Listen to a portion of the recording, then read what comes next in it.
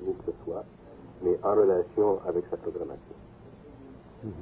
Le supramental est une dimension cosmique, c'est un mental très personnel qui ajuste les pensées humaines.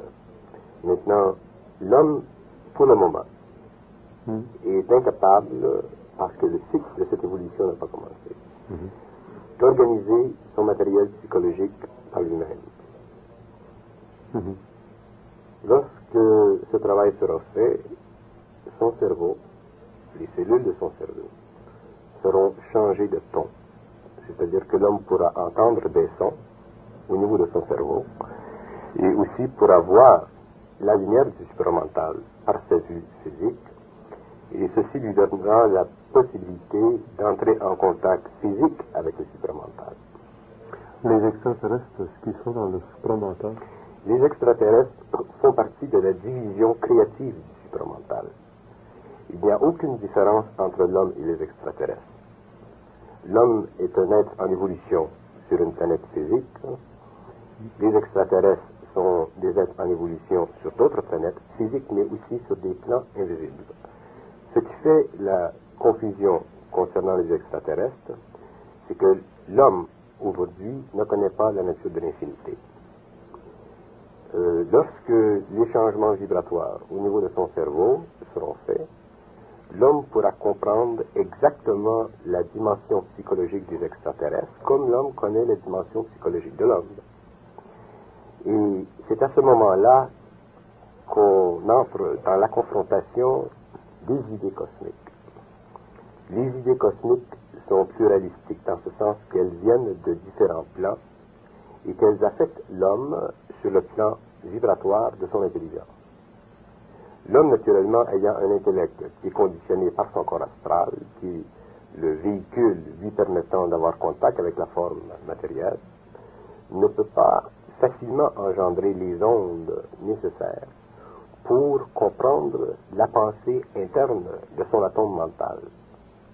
Et à cause de ça, il lui devient presque impossible de pouvoir juger avec ce qu'on appellerait concurrence la validité de tout ce qui provient du cosmos. Je vous donne un exemple. Si une civilisation supérieure entre en contact physique avec l'homme, par vibration, ils transmettent, eux, le psychisme collectif humain qui est individualisé dans les neurones de l'homme, qui sont directement attachés à sa mémoire cosmique, dont il n'a aucune prise de conscience, et ils peuvent facilement créer dans son mental inférieur des modèles de temps qui deviennent pour lui de la connaissance. La connaissance est une illusion. L'homme ne peut pas comprendre ça encore parce que l'homme pense. Tant que l'homme pense, il est sujet aux influences de ces modèles de temps et il ne peut pas lui-même travailler avec ces modèles de temps. Quand je dis que la connaissance est une illusion, je ne dis pas que la connaissance n'a pas une valeur psychologique sur le plan humain. Par exemple, on a sur la Terre la science physique. Dans le fond de la réalité psychologique universelle, il n'y a pas de science sur la Terre encore. Il y a une forme de science. Et cette forme de science provient du fait que l'homme, à cause de son corps astral et à cause de sa faculté de penser, qui est une vibration inférieure au supramental, peut facilement corriger les erreurs de la nature et éventuellement arriver à des conclusions pour une projection supérieure de ce développement-là. C'est ça qui a permis le développement de la science. Dans le XXIe siècle, l'homme n'aura pas à étudier pour connaître. Il se servira de son cerveau éthérique. Et ce cerveau éthérique-là commandera directement au cerveau physique. Et c'est de là que la science viendra sur la planète. Maintenant, c'est évident que les extraterrestres sont en avance sur l'homme depuis des milliers d'années, parce qu'ils ont compris depuis longtemps la nature même de la connaissance. Si les extraterrestres communiquent par télépathie, ce n'est pas pour rien. Quand on communique par télépathie, on ne communique pas des idées, on communique de l'énergie. L'énergie, elle, éventuellement, devient programmée et elle sert d'enregistrement dans le corps mental inférieur. Tant que l'homme ne peut pas communiquer par télépathie, il est incapable de communiquer la nature même de la réalité. Parce que la nature de la réalité se cache derrière la forme. La forme est une collusion d'idées, la forme est une programmation d'idées, et elle sert simplement à permettre le début d'une évolution cérébrale chez les planètes, dans les planètes, afin d'éventuellement amener les êtres en évolution à la connaissance de l'infinité. Autrement dit, je dirais que la forme et l'infinité sont frères et sœurs. Si je parle d'infinité, je ne parle pas de symbole, je parle d'un état d'esprit. Parce que l'infinité, c'est un état d'esprit, mais dans lequel tous les aspects de l'homme, tous les niveaux de sa conscience, jusqu'au supramental, sont actifs. Les mathématiciens aujourd'hui ont développé le concept de l'infinité, le symbole de l'infinité, parce que ce concept-là devenait nécessaire pour eux afin de projeter ce qu'ils connaissaient vers une dimension qu'ils ne pouvaient pas reconnaître. Alors, ils ont développé ce symbole-là, et c'est un symbole extrêmement important en sciences ou en mathématiques. Mais au niveau de la science cosmique, au niveau des forces de la lumière, l'infinité n'est plus une projection mentale ou un symbole. L'infinité devient un pouvoir de déplacement. Le déplacement dans le cosmos se fait de plusieurs façons. Si on part du niveau le plus élevé, qui serait le niveau du supramental, le déplacement se fait par la lumière. Si on part du niveau physique extraterrestre, le déplacement se fait par la conjonction de la lumière avec le mental organisé de ces êtres. C'est-à-dire que s'ils ont besoin de se déplacer, ils créent une forme qu'on appelle, nous, une soucoupe volante, et ils organisent cette forme suivant la programmation cosmique de leur entendement, parce que les extraterrestres, autant ils sont variés, autant ils ont de soucoupes volantes différentes. Et ça, c'est normal, parce que dans la nature, il y a de l'ordre. Sur les plans inférieurs, il y a le désordre, et le désordre provient simplement du fait que l'homme ne peut pas créer l'ordre. Et dans le cosmos, lorsque les extraterrestres ont besoin de se déplacer d'une planète à une autre, ils n'ont pas besoin de passer par l'espace. La plus grande erreur scientifique du XXe siècle, c'est de croire que l'espace est nécessaire pour véhiculer les formes et aussi pour engendrer le mouvement.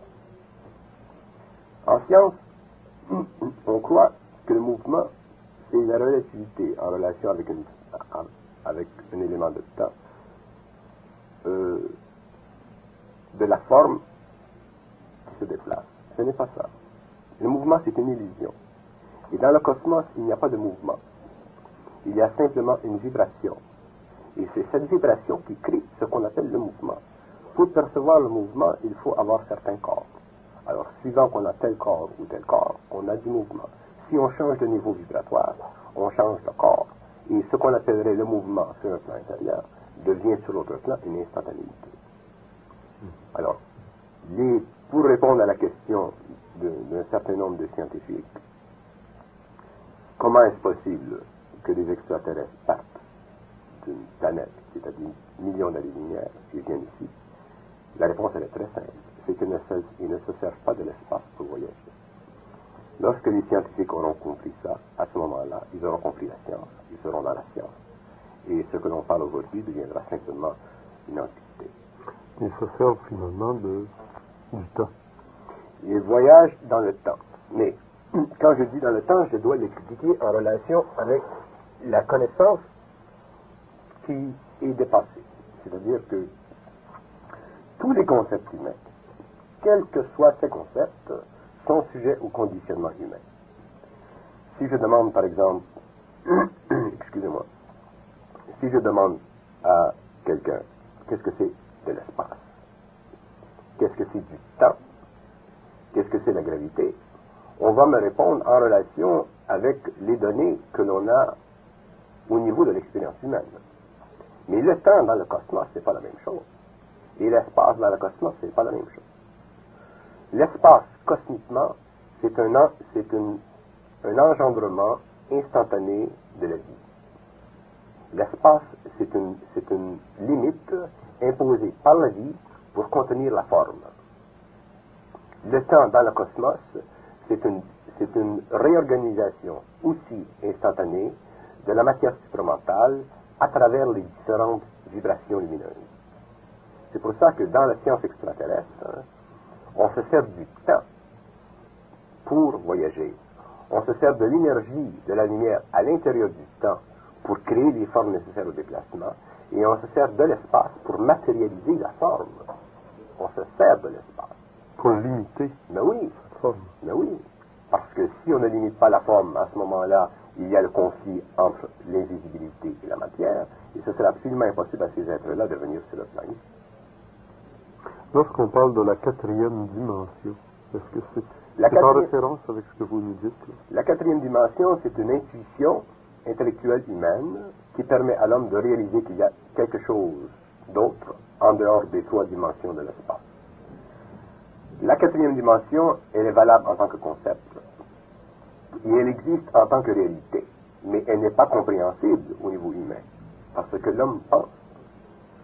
Pour comprendre la quatrième dimension, qui est d'ailleurs directement liée à l'infinité, il faut être dans un état de réception vibratoire au niveau du cerveau, de telle sorte que le cerveau sert à ce moment-là à véhiculer l'énergie nécessaire pour comprendre les relations qui existent dans cette dimension entre la conscience pure et la créativité qui doit prendre place.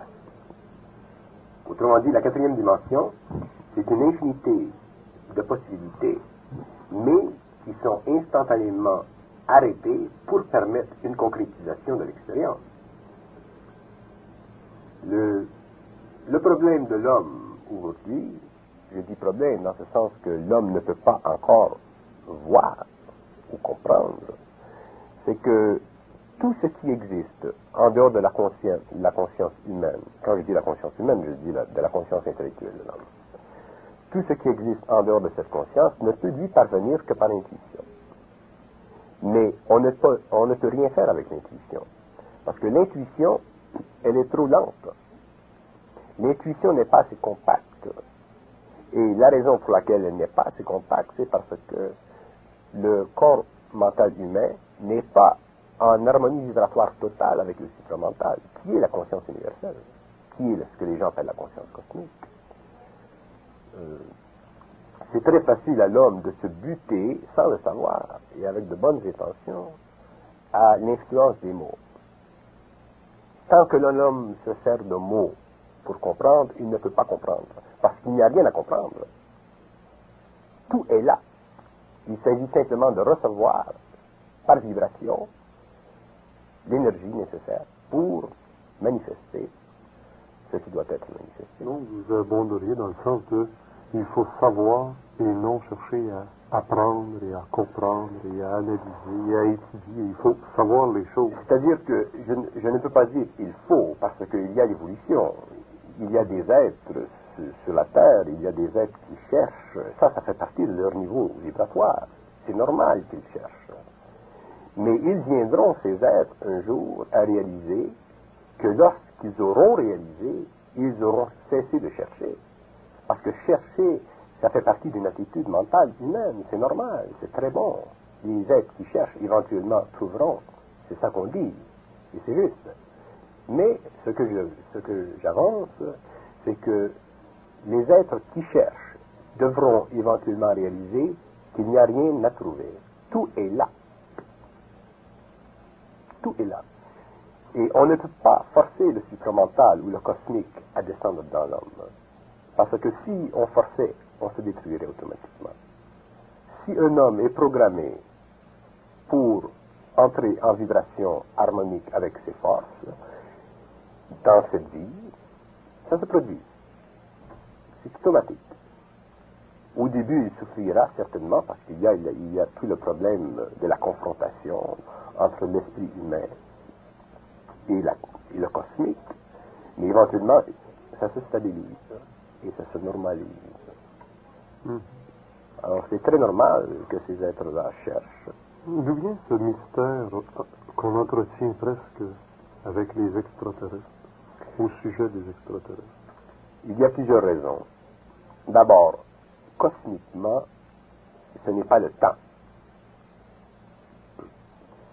Il y a des efforts qui sont faits, plutôt localisés, mais sur le plan planétaire, sur le plan international, ce n'est pas le temps. Parce que les lois cosmiques disent que les hommes ne doivent pas être influencés.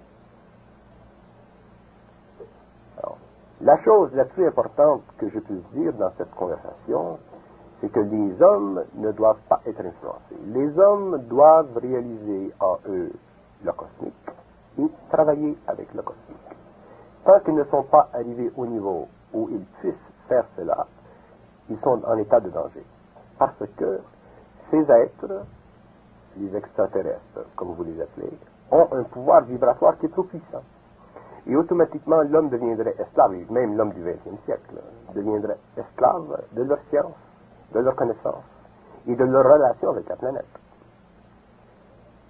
Alors, s'il y a contact avec les extraterrestres, ça fait partie d'abord de l'expérience de l'individu, mais aussi ça fait partie de l'expérience de la planète Terre. Et pourtant, il y a des contactés. Oui, il y a des contactés, et ces contactés remplissent un rôle important. Le problème, lorsque l'on discute au niveau du supramental, c'est que on est obligé constamment de réajuster l'absolu avec le relatif. Le relatif, c'est ce qui se passe, les contactés, ceux qui ont contact avec les extraterrestres, et l'absolu, c'est la dimension cosmique imposée sur la conscience humaine pour pouvoir, avec discernement, réaliser la valeur intrinsèque de ces contacts. Il y a plusieurs personnes qui sont contactées, et il y en a qui sont connus publiquement, et ils font un travail. Parce que cosmiquement, on ne peut pas juger. Juger, c'est humain. Juger, c'est astral. Juger, c'est incomplet. Juger, c'est en dehors des lois cosmiques. Mais c'est difficile de ne pas juger quand on est humain, quand on pense. Parce que automatiquement, on est sujet aux lois de polarité, l'émotion et le mental. Ce qui crée chez l'homme l'insuffisance psychologique et vibratoire, c'est le fait que ses émotions et son mental sont mélangés. Il n'y a pas de séparation. Un corps empiète sur l'autre. C'est pour ça que l'homme juge. Maintenant, ces contactés reçoivent un enseignement, reçoivent des révélations, et pour quelle raison n'ont-ils pas plus d'influence sur l'évolution de la société? Parce que, d'abord, il y a 4 réponses à ça. La première réponse est celle-ci. C'est que lorsque ces gens sont contactés, ils sont contactés pour faire un travail en particulier, à une certaine échelle. Deuxièmement, pour influencer, pour avoir une influence au niveau de la société, ces influences existent. Seulement, les influences se vitalisent au niveau des contacts qui sont déjà sympathiques à ces idées-là. Autrement dit, si vous prenez une graine et vous la mettez sur la pierre, elle ne va pas pousser. Et si vous la mettez dans la terre, elle poussera. Alors, ces contacts permettent d'influencer un certain nombre de personnes qui sont déjà sensibilisées par vibration à cette réalité. Troisièmement, aucun homme ne peut changer la destinée d'une civilisation à moins qu'il soit lui-même cosmique. Et quatrièmement, lorsque cet homme viendra, s'il doit venir, il sera reconnu automatiquement. Parce que, automatiquement, il transcendra tout ce qui est humain. Le Christ. Bon, ce que vous appelez le Christ. Le Christ fait partie de la hiérarchie. Il est le maître de la galaxie. Il est l'être le plus complet dans la galaxie. Mais il y a, derrière le mot Christ, des mystères que même les initiés ne comprennent pas. Parce que pour révéler la dimension du Christ, il faut automatiquement entrer en contact avec le mental christique. Et le mental christique, c'est une puissance vibratoire qui détruit automatiquement sur le plan humain l'émotionnalité renversée par toutes les forces lunaires. Si les gens entraient en contact avec le mental christique, automatiquement, ils seraient transformés. Simplement par vibration. Parce que le Christ représente les forces de vie. Il représente la relation entre le feu cosmique et le feu interne de la galaxie. Il représente les 4 coins cardinaux vibratoirement organisés de telle sorte qu'ils pulsent en même temps en relation avec l'univers central. Le Christ, c'est un mort, mais aucun homme ne peut, en conscience cosmique, prononcer le Christ sur le plan physique, prononcer le mot Christ sur le plan physique, parce que le mot Christ, c'est une vibration, c'est une énergie. Et l'homme n'a pas la capacité encore de se servir de ce mot-là. Voulez-vous dire que c'est presque un mantra? C'est un mantra, évidemment. Il devient un mantra. Parce que le mantra en lui-même n'existe pas. Ce qu'on appelle un mantra, c'est une créativité, c'est une création, c'est une faculté.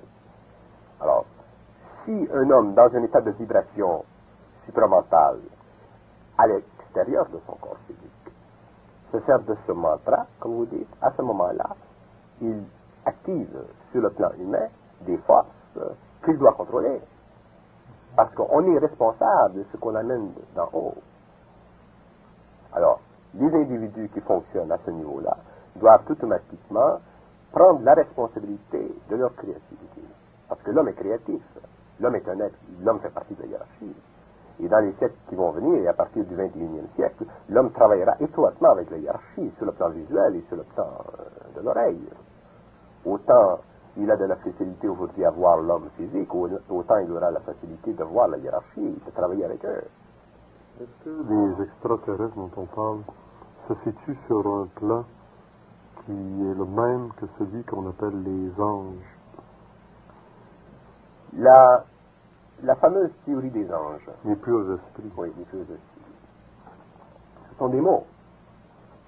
Ce sont des mots qui ont été donnés à l'homme pour s'identifier émotionnellement avec une dimension infinie. Tous les mots sont des mots. Tous les mots sont des mots. Et tous les mots sont des illusions. Et tous les mots sont des formes. Et c'est derrière la forme que se cache le mystère. Parce que le mystère dans le cosmos, ça n'existe pas. C'est une illusion des mots que le mystère existe. Alors, si on parle des anges, si on parle des archanges, de ces concepts qui ont été révélés par intuition à l'homme, même en relation avec des manifestations matérielles, le mot lui-même ne sert qu'à véhiculer une impression, mais ne sert pas à donner la connaissance. Parce que la connaissance n'est pas dans les mots. La connaissance est de l'énergie. C'est ce que vous disiez d'ailleurs. Voilà. Maintenant, est-ce qu'on peut entrevoir un jour où les extraterrestres viendront agir sur le destin de l'homme, par l'homme, en utilisant l'homme? Les extraterrestres, pour remplir le plan cosmique de l'évolution planétaire, doivent travailler avec l'homme. Ils n'ont pas le droit de venir ici avant le temps. Ils n'ont pas le droit d'aider l'homme avant que ce soit le temps. Et lorsque ce temps sera venu, il y aura un nombre d'individus sur la Terre qui auront été initiés au supramental pour travailler avec les extraterrestres sur le même plan qu'eux. L'homme doit être responsable de son évolution. L'homme doit dominer l'orientation de ses facultés. L'homme doit être capable de dicter sur une base de 2000 ans, 3000 ans, ce qui se passera. L'homme doit être capable de créer l'énergie nécessaire et les programmes de temps nécessaires pour travailler avec les extraterrestres. Parce que dans le cosmos, tout est un. D'accord, il y a la hiérarchie, ce qu'on appelle la hiérarchie dans les textes ésotériques. Mais qu'est-ce que ça veut dire, la hiérarchie? La hiérarchie veut dire qu'il y a de l'intelligence située dans différents temps. Et ces intelligences situées dans différents temps ont différentes fonctions. Mais sur le plan de la personnalité, il n'y a pas de différence. Aucune. Vous parlez exactement comme Adamski, comme Claude Vorilhon, ou comme tant d'autres qui ont eu des contacts. J'aimerais vous demander ce que vous pensez, puisque le public se pose encore des questions sur le cas Vorillon, et est-ce que vous auriez une opinion à émettre? Tous les individus qui ont été contactés d'une façon ou d'une autre sont en relation avec un niveau de vibration. Ce niveau de vibration détermine jusqu'où ils peuvent aller dans leur influence. Pour distribuer sur le plan physique une information quelconque qui est liée aux archives,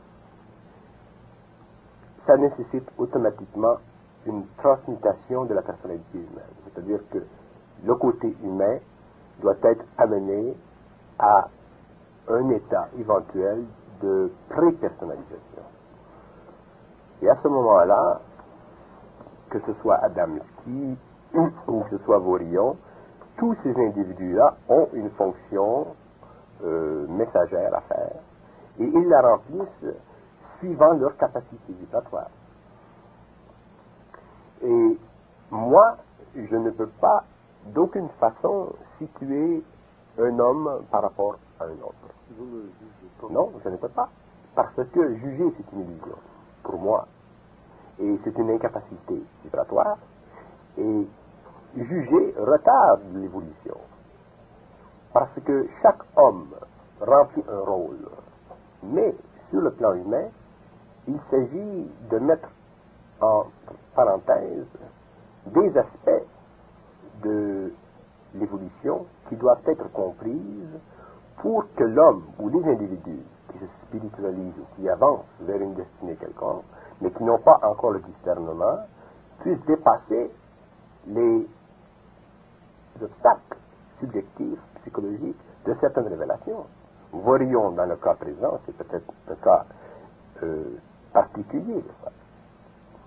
Ce que Vorillon dit, ce qu'il révèle au public, a une importance capitale.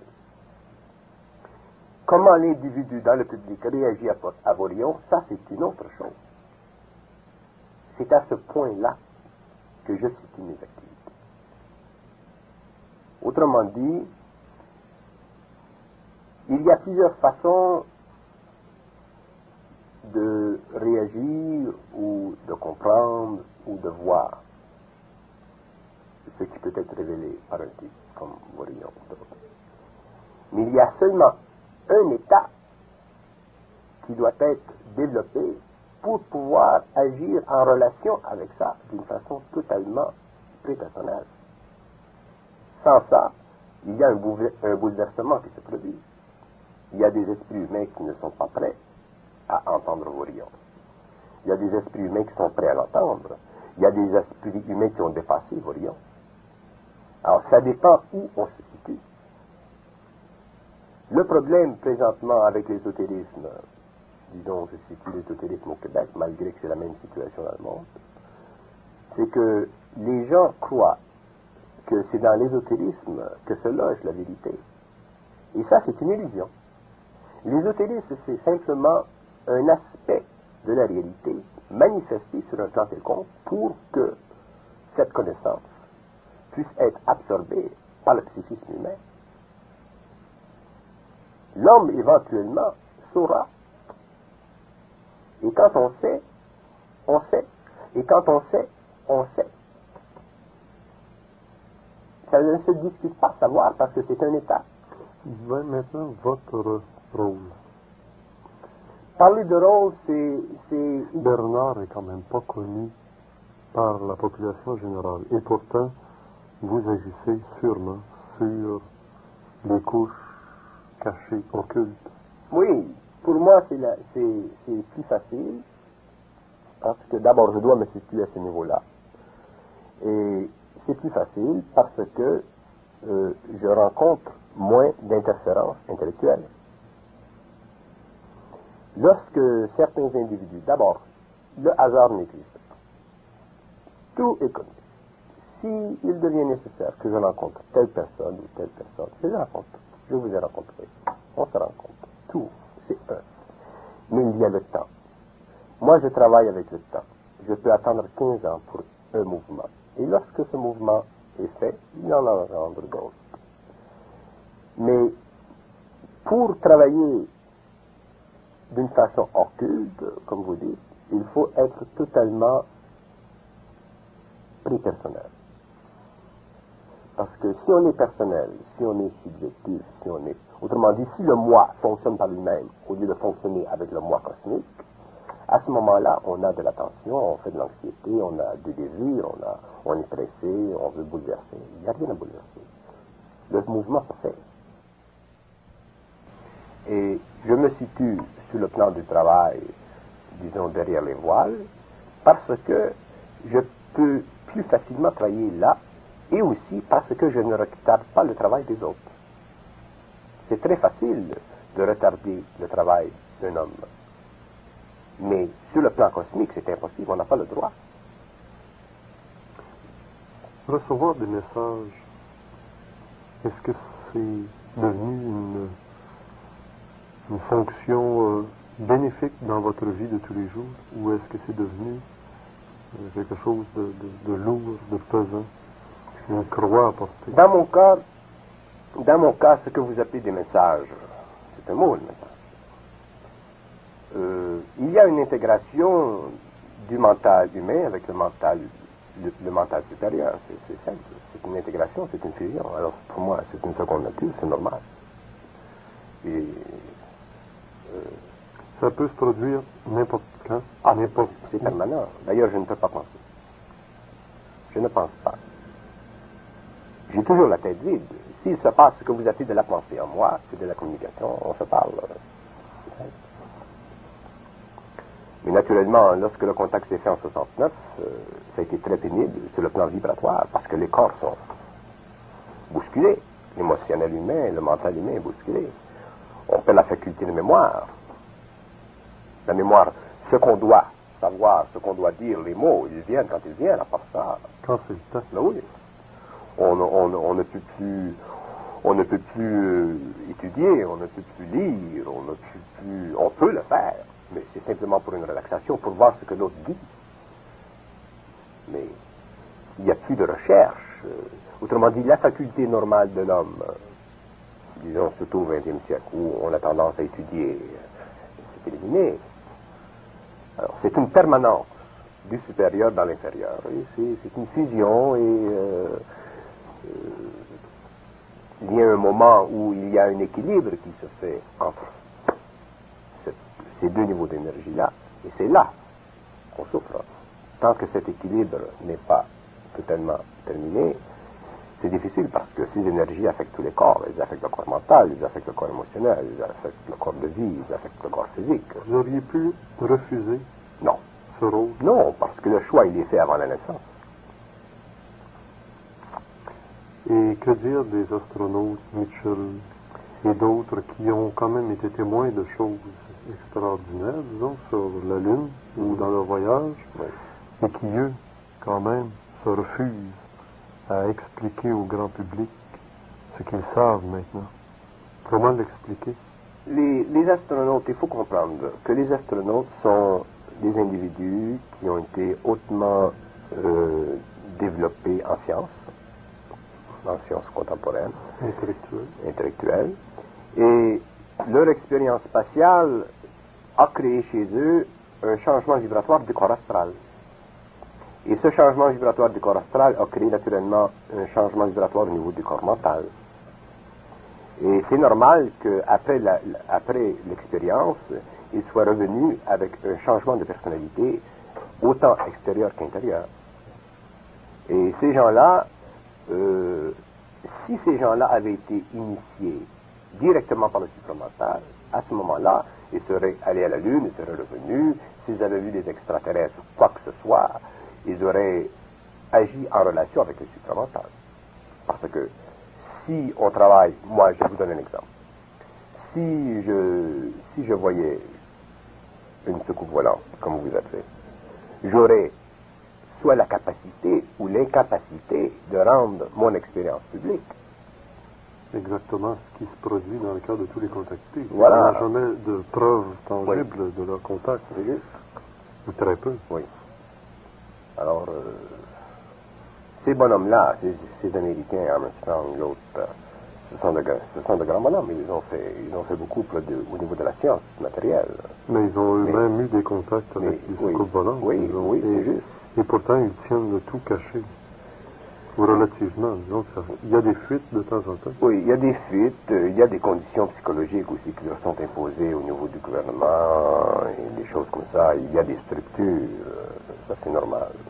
Dans les États-Unis, pour revenir au Québec, et le Québec est-il vraiment une mecque actuellement des esprits évolutifs de la planète? Parce que c'est ce qu'on me dit, aussi bien de Russie que d'Europe que d'Orient, que le Québec se trouve à être présentement et d'ici quelques années le centre d'attraction des forces cosmiques pour l'évolution de l'humanité. J'aimerais un jour faire une émission simplement sur le Québec. Il y a énormément de choses à dire.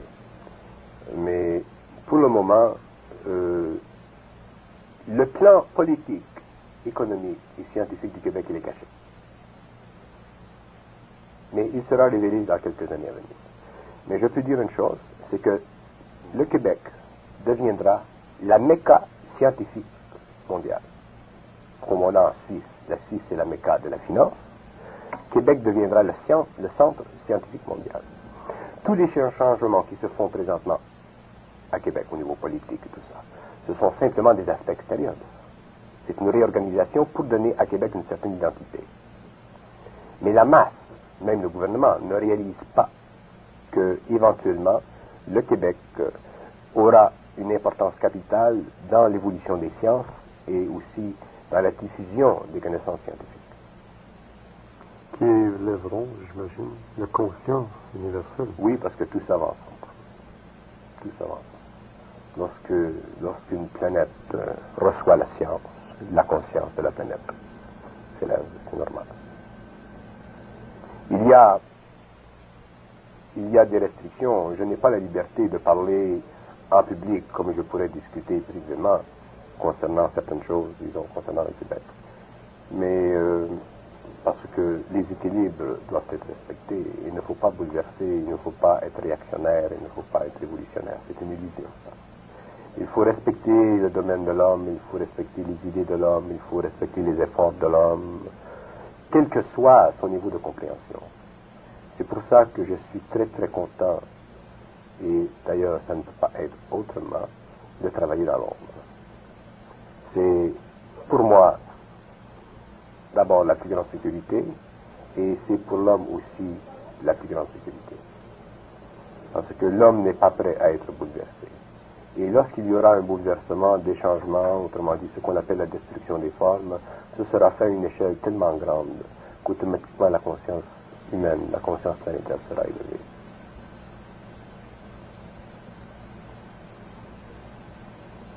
L'intervention des, disons le mot extraterrestre, dans l'évolution politique de la planète s'est manifestée à quelques occasions pour nous éviter même des guerres mondiales dans les années 69, 70, 73 et probablement encore bientôt. De quelle façon des gens qui désireraient avoir des informations de bonnes sources avec ces êtres extraterrestres peuvent-ils agir, peuvent-ils procéder, ou qui contacter, ou comment agir pour rétablir le contact avec ces extraterrestres?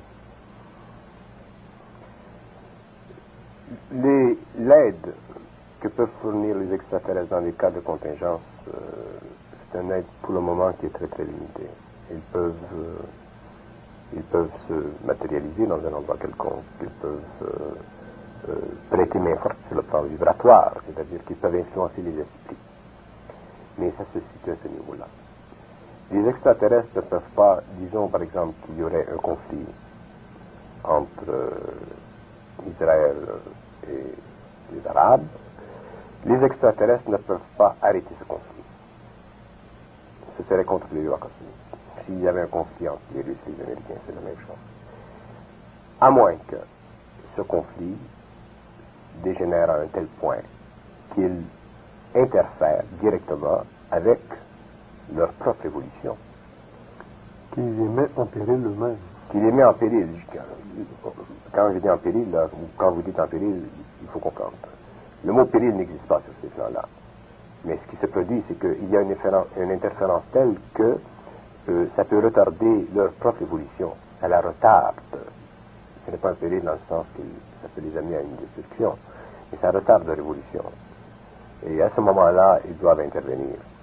Et en général, quand ces conditions existent, l'homme est en proie à une telle anxiété que même au niveau inconscient, il demande de l'aide. Par le truchement de la prière, c'est un exemple. Quand l'homme prie Dieu, il émet des vibrations. Ces vibrations sont captées. Je ne veux pas pour le moment entrer dans ce domaine. Mais je peux dire que lorsqu'il y a chez l'homme de la bonne volonté, il y a sur les autres plans une réception de ces vibrations. Et à ce moment-là, si la bonne volonté résulte d'une incapacité de souffrir plus d'une situation physique, là, ils peuvent entrer en communication. Et à une échelle très vaste, à une échelle mondiale. Des extraterrestres ont déjà soulagé des êtres humains de cancer. Oui. Les extraterrestres ont déjà retenu des gestes de destruction d'un individu qui voulait se faire flamber la cervelle. Et ils ont communiqué par Edgar Cayce, pour donner certaines panacées, certains remèdes à certaines maladies. Les extraterrestres ont agi par l'intermédiaire de Yuri Gagarin. Et combien d'autres par lesquels les extraterrestres agissent? Et quand lèverons-nous le voile de cette forme de connivence entre certaines personnes privilégiées et la masse des gens qui ne reçoivent rien de particulier? Lorsque nous aurons la capacité vibratoire de voir dans les têtes, nous devons avoir la vision, l'ouïe, éveillée. Le cerveau humain doit être changé vibratoirement. Et lorsque ceci sera fait, à ce moment-là, nous les verrons, nous travaillerons avec eux sur un même pied d'égalité. Eux pourraient le faire, ce changement, pourraient le provoquer, que l'être humain, finalement, ait Oui. cette vision. Oui, ils peuvent le provoquer. D'ailleurs, c'est très normal qu'il y ait une certaine provocation lorsqu'ils contactent certaines personnes. Alors, pourquoi ne le font-ils pas à l'échelle parce que le faire à l'échelle, ce serait interférer dans l'évolution. Ce serait faire une ingérence. Les lois cosmiques dictent que les êtres en évolution, à cause de leur libre arbitre, parfaisent leur rôle. L'homme, si l'homme est inconscient et s'il agit avec inconscience, s'il fait de la tuerie ou quoi que ce soit, ça fait partie de l'expérience de l'homme. Et les lois dictent que l'homme doit passer par cette expérience pour permettre l'évolution de l'homme. Sans ça, ce serait naturellement plus rapide, il y aurait une évolution beaucoup plus grande, mais les plans d'évolution sont... Ça, c'est un désir humain. Alors, tout désir humain qui est positif engendre naturellement une sorte d'anxiété, même si le désir est positif. D'ailleurs, c'est justement pour ça. Il y a énormément de gens spirituels, sensibles, qui souffrent du temps, qui ont hâte que ça se passe. Mais ça, c'est de l'humain. C'est vivre dans le temps psychologique humain. C'est un désir. Mais si ces gens-là étaient en confrontation avec d'autres niveaux, ils perdraient la carte. On ne réalise pas jusqu'à quel point on est incapable de pénétrer ces mondes sans une certaine préparation. D'ailleurs, lorsque le contact avec les civilisations supérieures se fera à l'échelle mondiale, l'humanité sera bouleversée temporairement, même si le produit de cette confrontation sera très positif, parce que l'homme est très astral. L'homme va sentir qu'il perd quelque chose. Et dans toute transmutation cosmique, il y a la perte de quelque chose pour gagner autre chose. Si vous montez une échelle, vous devez laisser le bas de l'échelle pour entrer en haut. Vous ne pouvez pas être sur les deux en même temps. Il faut perdre un pour aller à l'autre. Quitte plus tard à regarder d'en haut. Au niveau de l'expérience humaine, c'est la même chose.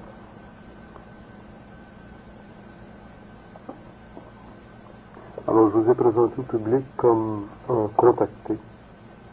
Et je pense que vous avez répondu aux plus grandes questions, je pense. Vous m'avez présenté au public comme un contacté. Ça fait partie du vocabulaire qui est à la mode présentement.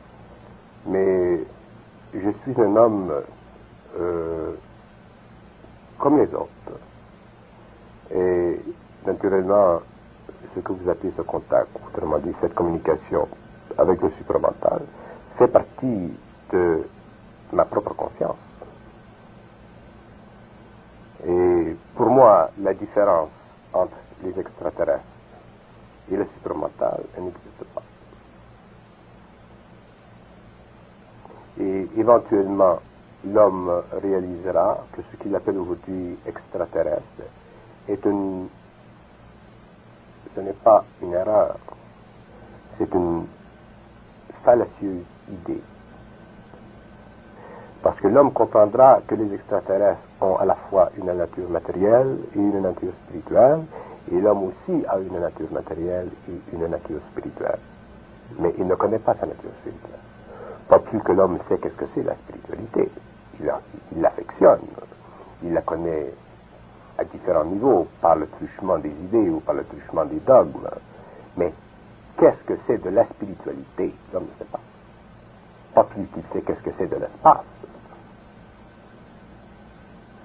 C'est dans ce sens-là que le mot contacter, c'est un terme que je respecte si vous l'employez, mais pour moi, il ne sert à rien parce qu'il ne me situe nulle part.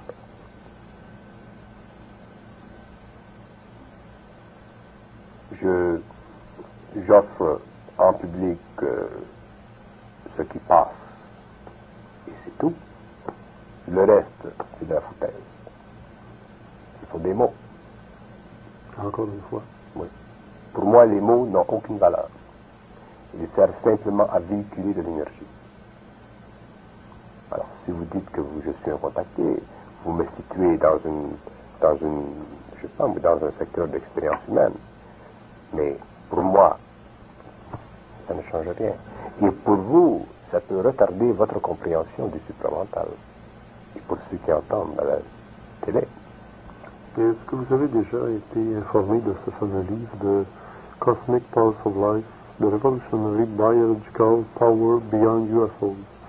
Il s'agit en fin de compte d'expliquer ici qu'il n'y a pas que les soucoupes volantes, les êtres extraterrestres, mais il y a aussi l'énergie, la pensée extraterrestre, qui peut aussi agir dans la matière exactement comme vous venez de nous le décrire durant cet entretien, où on voit plusieurs photographies qui montrent que ce que parfois on qualifie de soucoupe volante n'est que matérialisation de formes pensées.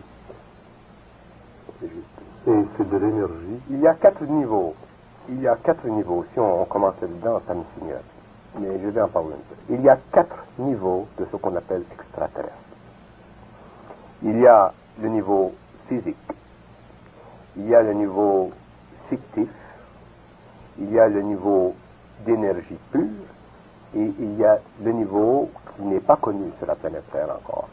C'est un niveau qui est intergalactique. C'est un niveau qui est équivalent à la relation qui peut exister entre la lumière et l'atome.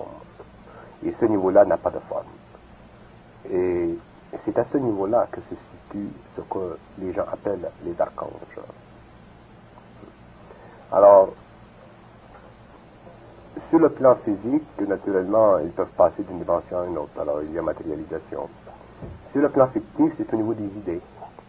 Parce que l'idée, ce qu'on appelle, nous, l'idée, la pensée, c'est réel, c'est concret. Et ça se matérialise. Et en général, heureusement, que la pensée demeure sur le plan interne humain, mais lorsqu'elle est matérialisée dans l'espace-temps, à ce moment-là, elle devient une forme qui peut être identifiée et qui peut servir même à véhiculer sur le plan physique des forces aussi puissantes qu'un objet matériel. Parce que la seule différence entre une pensée dans son essence et une pensée matérialisée, c'est la densité de la forme. Alors, ils peuvent, d'ailleurs en général, ils se servent de cette formulation pour se faire connaître. Parce que pour eux, venir sur le plan physique dans un véhicule physicalisé, matérialisé, c'est parce qu'ils ont un programme particulier, soit qu'ils aient à rencontrer une personne, ou qu'ils aient à faire des expériences, aller, je sais pas moi, chercher dans les champs ou dans l'environnement physique humain des pièces pour étudier. Mais s'ils veulent se manifester sans subir la responsabilité de leur projection dans la matière, à ce moment-là, ils se servent de la pensée. C'est beaucoup plus efficace, c'est beaucoup plus régulier, dans un sens. Et ils peuvent faire la même chose avec la pensée qu'ils peuvent faire avec la forme. Vous imaginez un extraterrestre qui se promène dans une soucoupe au-dessus des États-Unis, il peut facilement se faire descendre. S'il n'est que matière. S'il n'est que matériel, parce qu'automatiquement il tombe sous les lois de la matière. Et ça peut créer des bouleversements, ça peut créer des situations internationales, ça peut bouleverser, surtout si un journaliste là. Exactement. Et je pense qu'on a fait le tour d'horizon du monde, de l'énergie. Oui, on a jasé un peu. Mais c'est infini, on peut parler pendant des années. Définitivement. Oui. Alors, je vous remercie, M. Bernard X, de la région de Montréal, pour vous permettre de continuer votre œuvre occulte un peu. On conserve votre anonymat. Oui, occulte, dans le sens que ce n'est pas public. Les mots pour moi sont très importants. Dans ce sens qu'ils ont une vibration. Et le mot occulte, le mot contacté, ce sont des mots. Mais je travaille.